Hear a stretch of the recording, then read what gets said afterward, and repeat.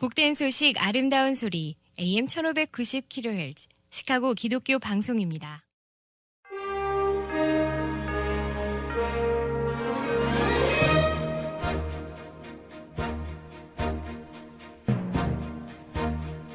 청취자 여러분 안녕하십니까? 2월 20일 월요일 KCBS 헤드라인 뉴스입니다. 지난주 튀르키예와 시리아를 강타한 지진으로 피해를 입은 사람들을 지원하기 위해 국제 기독교 구호 자선단체들이 지원에 나섰습니다. 그중 복음주의 구호단체인 사마리아인의 직업은 남부 안타키아 인근에 52개 병상 규모의 응급 야전병원을 배치했습니다. 미국이 지진으로 큰 피해를 본 튀르키예와 시리아를 위해 1억 달러, 약 1,300억 원을 추가 지원하기로 했다고 밝혔습니다. 공화당 소속인 크리스티넴 사우스다코타 주지사가 미성년자를 대상으로 하는 성전환 수술과 실험적 사춘기 차단제 사용을 금지하는 법안 HB 1080에 지난 13일 서명해왔습니다. 시카고 오헤어 국제공항이 노숙자 급증으로 골머리를 앓고 있는 것으로 나타났습니다. 로리 라이트프 시카고 시장은 보안 및 인권에 대한 우려가 제기된 가운데 뒤늦게 수습에 나선 모습을 보이고 있습니다. 지난 17일 로리 라이프 시카고 시장은 노숙자들이 공항에서 잠자는 것을 더 이상 허용하지 않겠다고 밝혔습니다. 이상 이 시각 헤드라인 뉴스입니다. 첫 소식입니다. 지난주 튀르키예와 시리아를 강타한 지진으로 피해를 입은 사람들을 지원하기 위해 국제 기독교 구호 자선단체들이 지원에 나섰습니다. 그중 복음주의 구호단체인 사마리아인의 직업은 남부 안타키아 인근에 52개 병상 규모의 응급 야전병원을 배치했습니다. 크리스천 포스트에 따르면 노스캐롤라이나에 본부를 둔 사마리아인의 직업은 지난 6일 지진으로 이 지역의 대형 병원이 피해를 입자 필수 의료 공백을 메우기 위해 야전병원을 공수했다고 밝혔습니다. 현재까지 지진으로 인한 사망자 수는 튀르키예 35,418명, 시리아 5,800여 명 이상으로 조사된 가운데 수만여 명이 응급치료를 필요로 하고 있는 것으로 조사되었습니다.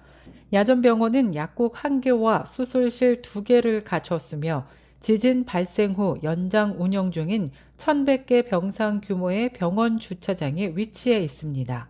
지난 13일 사마리아인의 직업은 공식 성명을 내고 의사와 간호사들이 야전병원 개원 첫 시간 만에 수십 명의 환자들을 치료했다고 밝혔습니다. 미국이 지진으로 큰 피해를 본 튀르키예와 시리아를 위해 1억 달러, 약 1,300억 원을 추가 지원하기로 했다고 밝혔습니다.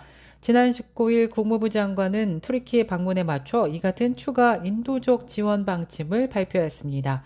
이로써 미국은 앞서 발표한 8,500만 달러까지 총 1억 8,500만 달러를 튀르키예와 시리아에 지원하게 됐습니다. 지원금은 담요와 매트리스, 식량, 의류, 텐트, 의약품, 생수 등 필수 물품과 의료 서비스와 어린이 교육 프로그램 등에 사용될 예정입니다. 미국은 러시아의 우크라이나 침공 이후 북대서양 조약기구 동맹이자 전략적 요충지인 튀르키예와의 관계 강화에 공을 들이고 있으며 지진 피해 지원에도 적극적으로 나서고 있는 모습을 보이고 있습니다. 공화당 소속인 크리스티넴 사우스다코타 주지사가 미성년자를 대상으로 하는 성전환 수술과 실험적 사춘기 차단제 사용을 금지하는 법안 HB 1080에 지난 13일 서명해왔습니다. 크리스천 포스트에 따르면 해롭지 않은 도움, help not harm으로 불리는 이 법안은 올해 주의회에서 압도적인 표차로 통과되었다고 밝혔습니다. 주지사는 성명을 통해 사우스다코타의 아이들은 우리의 미래라면서 이번 법안으로 해롭고 영구적인 의료 절차들로부터 아이들을 보호할 것이라며 저는 항상 사우스다코타의 다음 세대를 지지할 것이라고 밝혔습니다. 미국 원칙 프로젝트에 따르면 사우스다코타주는 이와 유사한 법안을 통과시킨 7번째 주가 되었다고 전했습니다. 새 법안은 의료 전문가는 미성년자의 성별에 대한 외모나 인식이 성별과 일치하지 않을 경우 미성년자의 성별에 대한 외모를 바꾸거나 성별 인식을 바꾸는 것을 시도할 수 없는 것을 규정하고 있습니다. 시카고 오헤어 국제공항이 노숙자 급증으로 골머리를 앓고 있는 것으로 나타났습니다.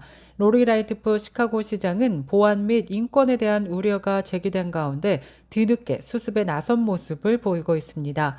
지난 17일 로리 라이프 시카고 시장은 노숙자들이 공항에서 잠자는 것을 더 이상 허용하지 않겠다고 밝혔습니다. 그러면서 노숙자들을 공항 밖으로 이동시키고 있다며 지속적인 조치를 취할 것이라고 덧붙였는데요. 공항은 길거리 지하도와 매우 다른 장소로 철저한 보안이 필요한 곳이라며 노숙자들이 몰려와 잠을 자게 놔둘 수 없다고 덧붙였습니다. 또 법의 한도 내에서 노숙자들에 대한 지원을 하겠다면서 단 공항은 그들이 머물 것이 아니라고 또다시 강조했습니다.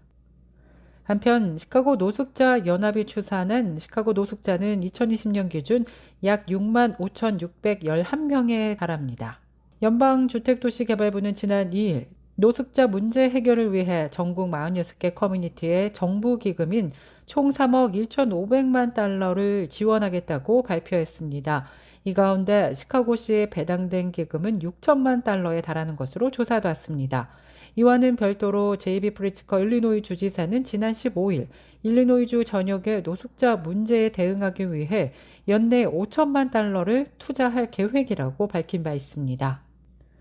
미시시피주의 시골 마을에서 지난 17일 총격 사건이 발생해 6명이 사망한 것으로 조사됐습니다.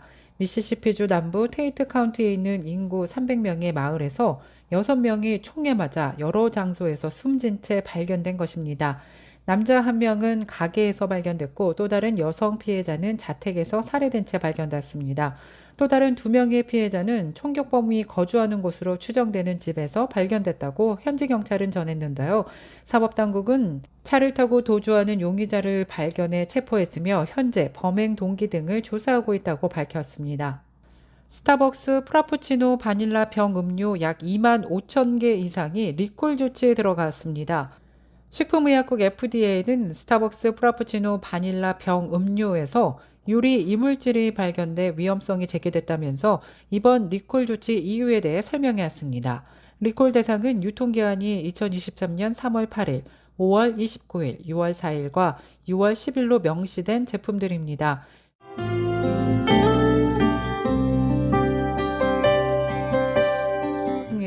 월요일인 오늘은 하루 종일 맑고 화창한 날씨 이어지겠습니다.